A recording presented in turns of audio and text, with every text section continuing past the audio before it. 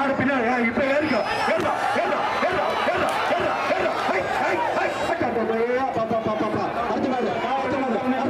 கடத்திட்டு எடுத்து மாடு சூப்பரா ஆடு சூப்பரு. இதுக்கு ஒரு குண்டா அதுக்கு ஒரு குண்டா போட்டு சின்ன குண்டா ரெண்டு போட்டு ஒரு தலைவணி கூட அந்த பேருக்கு படிக்கிட்டோம். அந்த தலைவணி கூட படுத்துக்கிட்டோம். ஹோட்டல் 10 புரோட்டா மாடு வச்சு